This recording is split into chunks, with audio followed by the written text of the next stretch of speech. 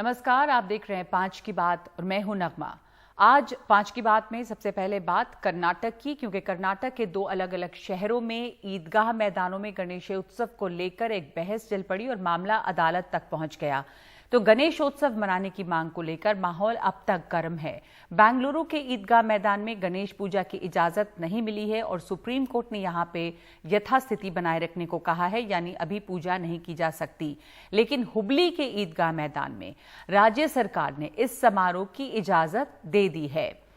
तो दोनों ही मामला अदालत तक पहुंचा, यानी कि कर्नाटक में हुबली का भी मामला और बेंगलोर का भी मामला, और अलग अलग अदालतों ने दोनों जगहों को लेकर अलग अलग फैसले सुनाए हैं। कर्नाटक हाईकोर्ट ने हुबली शहर के ईदगाह मैदान में गणेश पूजा की इजाजत दे दी और जैसे ही आज यहां पर ये इजाजत मिली और ये फैसला आया, उसके बाद यहां पर गणेशोत्सव की तैयारियां शुरू हो गई और पूजा जो शुरू हो गई, जैसा आप यहां पर देख रहे हैं। यहां धारवाड़ नगर आयुक्त ने पूजा की मंजूरी दे दी थी, जिसे कोर्ट में चुनौती दी गई थी, लेकिन इस याचिका को खारिज करते हुए कोर्ट ने कुछ शर्तों के साथ पूजा की इजाजत दी है। मामले की सुनवाई करते हुए हाई कोर्ट ने कहा कि इसमें कोई विवाद नहीं है, लेकिन इसी से उलट दूसरी तरफ मामला बेंगलुरु का भी है। बेंगलुरु के ईदगाह मैदान में गणेशोत्सव नहीं होगा। सुप्रीम कोर्ट ने यहां पर यथास्थिति बरकरार रखने के आदेश दिए हैं। करीब 2 घंटे की सुनवाई के बाद 3 जजों ने यह फैसला सुनाया है। तो यहां पे ये कहा गया है, सुप्रीम कोर्ट ने बेंगलोर के मामले में ये कहा है कि हाईकोर्ट से धार्मिक सांस्कृतिक कार्यक्रमों की इजाजत है। वक्फ बोर्ड जो है वो सुप्रीम कोर्ट गया। वक्फ बोर्ड का दावा है कि ये उसकी जमीन है, यहाँ खेलकूद के अलावा ईद की नमाज होती है। ये वक्फ बोर्ड का कहना है कि ईद की नमाज होती है, इसके अलावा यहाँ पर खेलकूद होता है। सुप्रीम कोर्ट के 2 जजों की बेंच की एक राय नहीं है। 3 जजों ने कहा कि यहाँ पे यथास्थिति बनी रहेगी। तो इसका मतलब यह है कि जो बेंगलुरु में ईदगाह मैदान है वहां पे अभी गणेशोत्सव नहीं हो सकता, क्योंकि वक्फ बोर्ड ने कहा है कि ये जमीन उनकी है, यहाँ पे ईद की नमाज होती है, इसके अलावा खेलकूद। तो सवाल यह है कि एक जगह पे इजाजत और एक जगह पे रोक, यानी हुबली में इजाजत लेकिन बेंगलुरु में रोक। क्या ईदगाह में गणेशोत्सव पर विवाद खड़ा होना चाहिए था? ईदगाह मैदान है ये। हाईकोर्ट के द्वारा याचिका को रिजेक्ट करने के साथ ही हुबली के ईदगाह मैदान में गणेशोत्सव की पूरी तैयारियां हो गई हैं और यहां पे गणपति बप्पा के नारों का उद्घोष हुआ है। इसके ऊपर जो सवाल हैं वो कई हैं, लेकिन सबसे पहले सुनते हैं कि इसके ऊपर प्रतिक्रियाएं क्या आ रही हैं। Corporation can use this property according to its wish because property belongs to them. After that also, some people at this time, they said that we want to install the Ganesha idol here. And after that request came, the municipal corporation, they had lot of deliberations, discussions, and they also met me also. And ultimately the corporation decided to celebrate Ganeshotsav here. Congress party opposed it. Congress party instigated some people to go to the court, and this the appeasement policy of the Congress party is creating the problem. तो समस्या खड़ा करना कांग्रेस की नीति है, ये कह रहे थे नेता। इस वक्त इस पर चर्चा के लिए हमारे साथ जुड़ रहे हैं पवन राव अंबेडकर, जो कि प्रवक्ता हैं AIMIM के। हमारे साथ कर्नाटक बीजेपी से भी नेता जुड़ेंगे। पहले आपसे शुरुआत करती हूँ पवन राव जी कि इसमें ईदगाह का जो ये मैदान है इसमें नमाज होती है, लेकिन नमाज ईद की होती है, ये मैदान है, यहाँ पर गणेशोत्सव भी हो सकता है। इसको लेकर विवाद था ही क्यों? आपत्ति क्या है? नहीं नगमा जी, इसका हमें एक इतिहास जानना पड़ेगा कि ऐसी परिस्थितियां बनी क्यों। कर्नाटक एक शांत राज्य रहा है अभी तक, और वहां पर डेवलपमेंट्स हमने देखे, इंडस्ट्रियल डेवलपमेंट्स, एजुकेशनल डेवलपमेंट्स होते रहे हैं, जो किसी भी देश के लिए सबसे महत्वपूर्ण चीजें हैं। लेकिन जनवरी से कर्नाटक को धार्मिक हिंसा या धार्मिक उन्माद के क्षेत्र में उसको धकेला गया, हिजाब के नाम पर, हलाल के नाम पर और तरह तरह के अन्य मुद्दों को लेकर के जो है कर्नाटक को जिस तरह से प्रस्तुत किया गया है, उसको इस देश ने, विश्व ने देखा है और किस तरह से हम लोगों ने उस चीज को सहा है, ये भी है।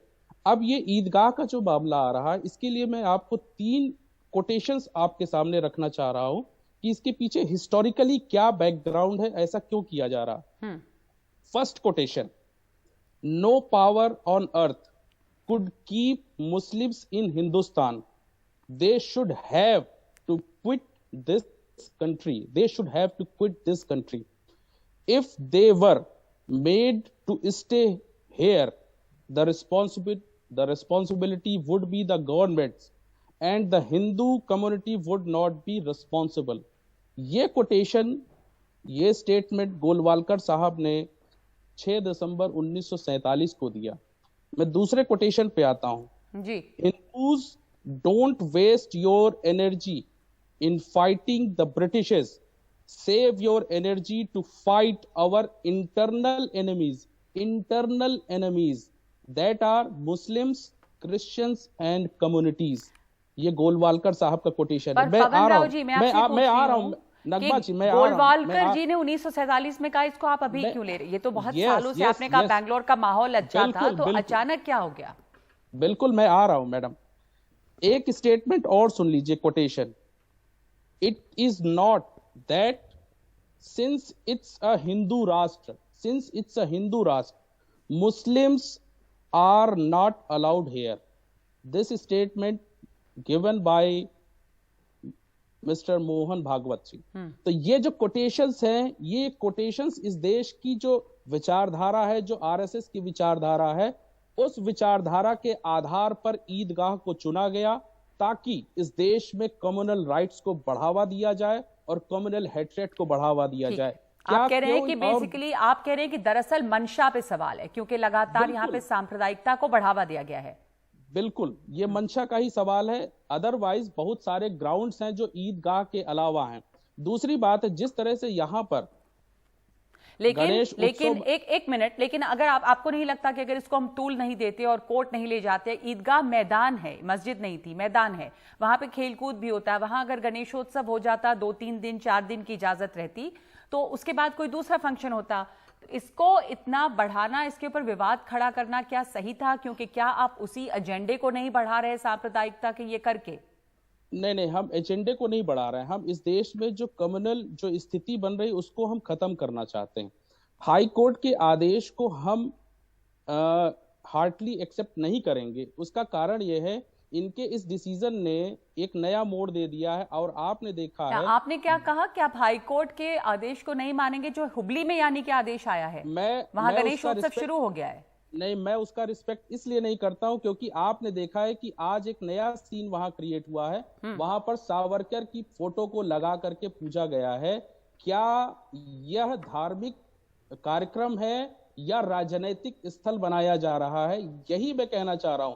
जो विचारधारा, जो कोटेशंस मैंने आपको बताए, ये सिर्फ और सिर्फ इस देश में जो शब्द इस्तेमाल किया जा रहा है, इस देश को हम हिंदू राष्ट्र बनाएंगे, ऐसे लोग भारतीय संविधान को नहीं मानते, भारतीय लोकतंत्र को नहीं मानते हैं। वही लोग इस देश में धार्मिक उन्माद फैलाने का काम कर रहे हैं। नहीं, पर आप अफसोस है कि इसकी आपके साथ में जो हमारे साथ नेता जुड़ने वाली थी प्रमिला निस्सारगी, वो अब तक आई नहीं है। वो कर्नाटका बीजेपी की हैं, तो इस समय वो मिल नहीं पा रही। लेकिन मुझे लगता है, इसलिए चूंकि वो नहीं है, इसलिए मैं एक सवाल आपसे पूछना चाहती हूँ इस पर कि ये सहिष्णुता कम हुई है। आप कह रहे हैं कि एक एजेंडा बढ़ाया जा रहा है, ये आरएसएस का एजेंडा है। लेकिन अगर आप हाई कोर्ट का फैसला को कहते हैं कि आप रिस्पेक्ट नहीं कर रहे हैं, उसका मान नहीं रख रहे हैं, तो ये विवाद और बढ़ेगा और ये पूरा जो मामला है वो और तूल पकड़ेगा। तो इसको करने से फायदा क्या है, सिवाय इसके सांप्रदायिकता और ये जो असहिष्णुता है वो और ज्यादा खत्म होगी। सहिष्णुता जो है, जो टॉलरेंस है। नहीं नगमा जी, इसकी बारीक लाइन को समझिए। हम इसका विरोध नहीं कर रहे हैं। हम इस देश में कॉन्स्टिट्यूशनल जो पॉइंट्स हैं उनको सेफगार्ड करना चाहते हैं और भारतीय संविधान सभी को अधिकार देता है कि आप अपने धार्मिक क्रियाकलापों को कर सकते हैं।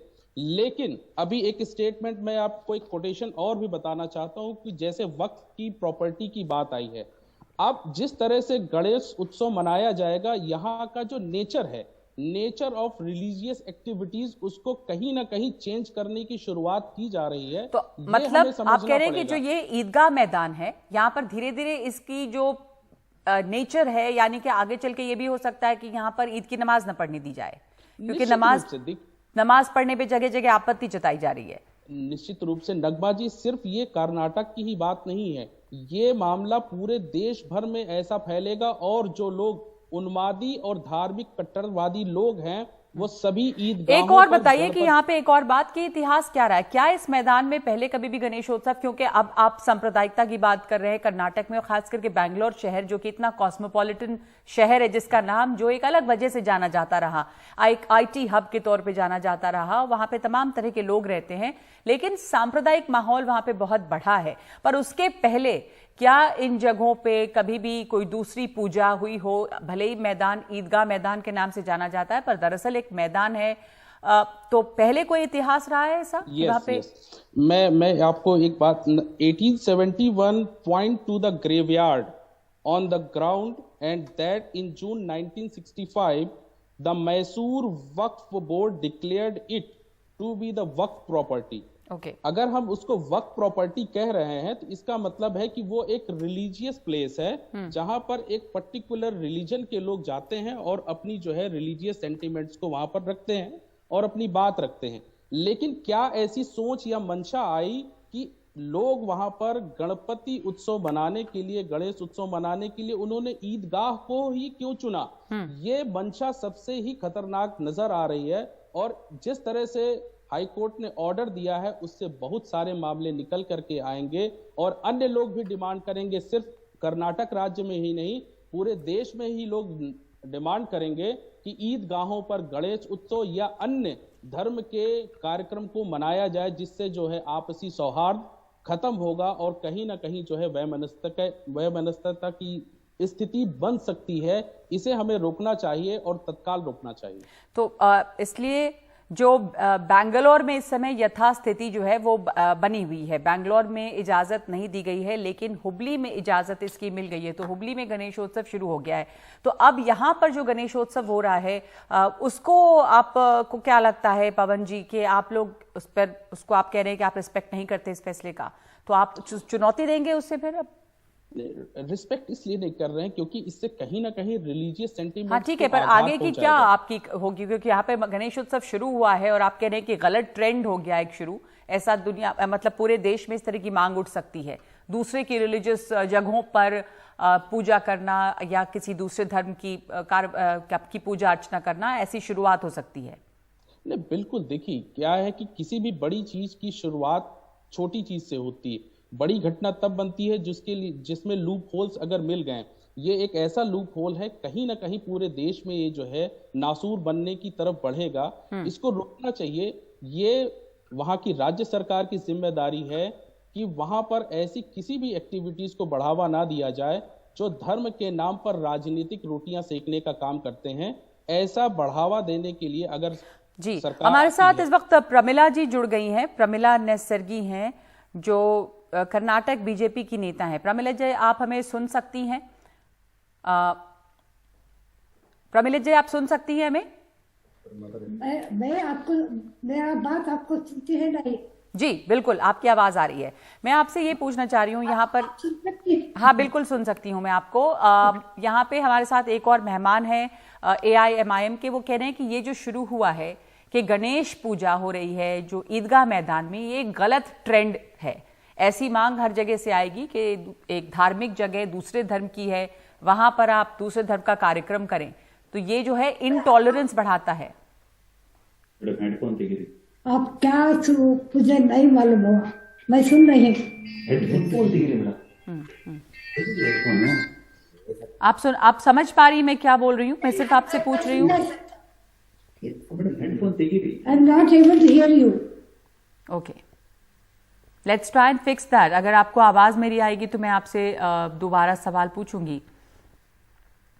तो प्रमिला जी से हम ये जानने की कोशिश करेंगे कि इनका क्या तर्क है इस बात के पीछे कि जो ईदगाह मैदान है वहां पर इस वक्त गणेश उत्सव क्यों मनाया जा रहा है।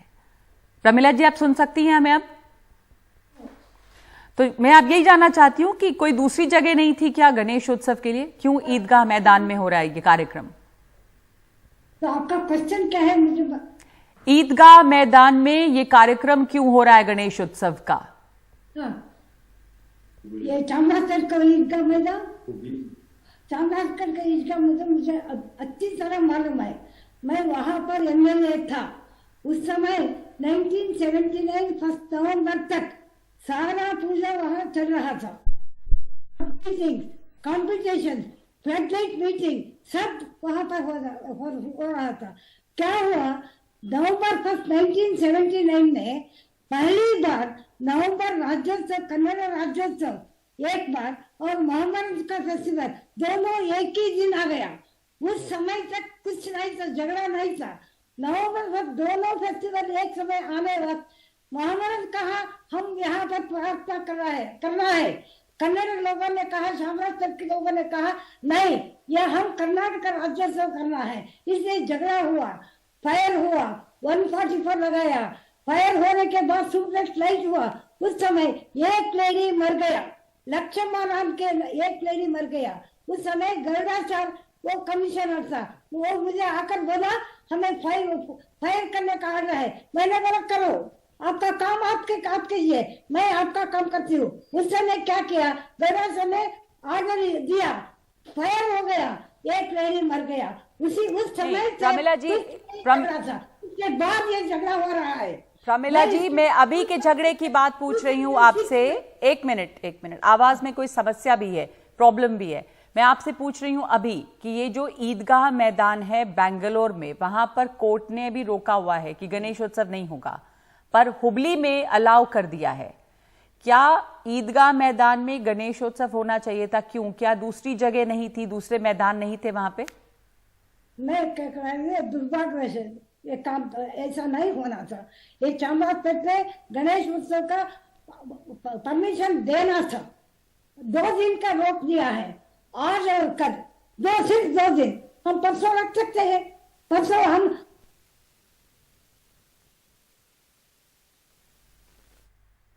सॉरी, आपकी आवाज नहीं आ रही है, आपकी आवाज नहीं आ रही। There is a problem with the audio. आपकी आवाज नहीं आ रही है, मैं आपको सुन नहीं पा रही हूँ। बहरहाल चूंकि प्रमिला जी की ऑडियो के साथ प्रॉब्लम है, पवन जी आपसे मैंने आप बात पूछी और आपका पक्ष पूछा है, इसलिए यहाँ पर इस चर्चा को मैं यहीं पे ख़त्म करती हूँ। पर ये सवाल जो है वो बना हुआ है कि एक तो विवाद क्यों खड़ा हुआ, अगर 2 दिन के लिए ये पूजा यहाँ पर 4 दिन के लिए हो जाएगी तो उससे क्या नुकसान है। लेकिन जैसा एक और इस पर तर्क है कि क्या ये एक ट्रेंड की शुरुआत है जिससे देश भर में इस तरह की मांग उठेगी और क्या कोई दूसरे मैदान में गणेशोत्सव नहीं हो सकता था।